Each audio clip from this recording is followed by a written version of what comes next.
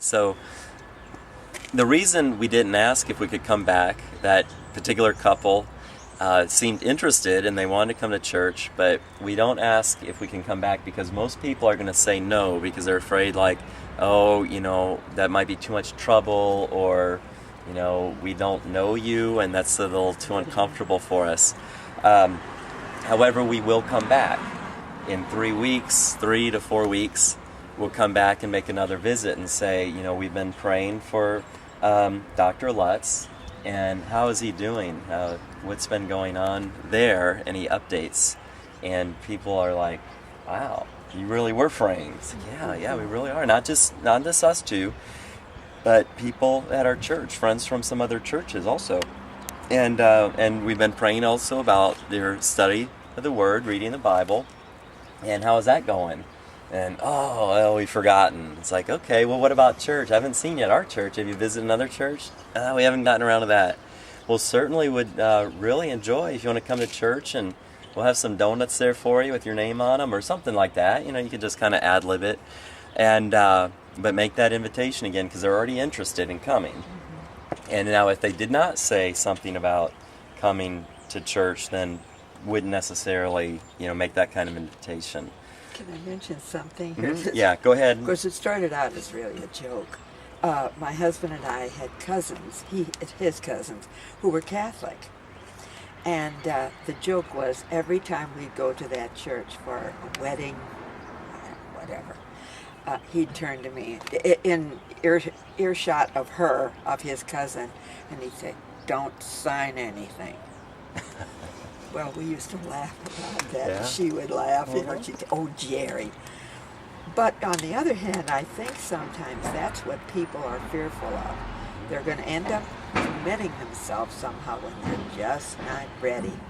That's a very good point. So the don't sign anything is you don't have to sign anything. Yes. You just come if you want to. That's a great point, because sometimes we try to be hospitable at church, so we were like, we really want our members to sign, or we really want our visitors to sign this book, and we want to make sure we can follow up with you. Well, some people, they don't want to be followed up with. They're just kind of coming and checking things out, feeling their way, so we want to be sensitive to that.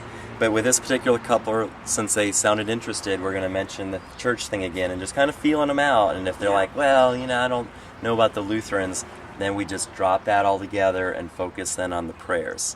And so then coming back 3 weeks later or 4 weeks later is powerful. I had one young woman, I was taking the update on the prayer, and she took it right out of my hand and about started crying. Oh. And she was with friends, so I didn't want to say, I didn't know if her friend's name was on there. The name of the person might have been in the group. So I said, what's been going on there? Is God answering that prayer that you can tell? And she's like, yes. And the prayer was that her friend would go to church, and out of the last 4 weeks, he'd been 2 times. Before we talked to her, he'd been 1 time, like as far as she had known ever. So she just started tearing up, and she just held it close to her. I want to say, I want that back, but it's okay. We'll start a new prayer for him. That's okay. And then what we would do is that second meeting, or the second visit, and ideally you don't have to go back and commit yourself to a second meeting. Obviously, we're not going to tell them, because if they say, yes, come back, and then we forget or we lose their prayer form, they're going to say, oh, those people, especially if they know your church name, oh, those people at Ascension Lutheran Church, those hypocrites, they say they're praying, and so we want to be careful of that. And so we just show up unannounced and just say, hey, want to let you know we're praying some more and want an update if you'd like to give an update. And then after that, 6 weeks later, so now we're looking at 9 weeks out from the first visit, so this would be the third visit, between 9 to 12 weeks after that initial contact. And then again, so we want them to forget about us, and then they're like, at that point, Dr. Lutz may have died, or he may have had a full recovery, and so we can minister to them in that, and it's very powerful. Rather than knocking on doors and doing a full gospel presentation, what we're doing this particular time is gathering prayer requests and then following up on those requests. And there's people that we've been talking to over the past year who will likely not go to church, but they welcome our visit. One guy, he's like, come on in, I look forward to our visits. The first couple of visits were very awkward because he was saying what he didn't like about the church, and he has this idea about this, that, and the other, and I'm a ordained pastor, and yet he was kind of talking over my head, so I'm nodding and smiling and didn't know how to respond.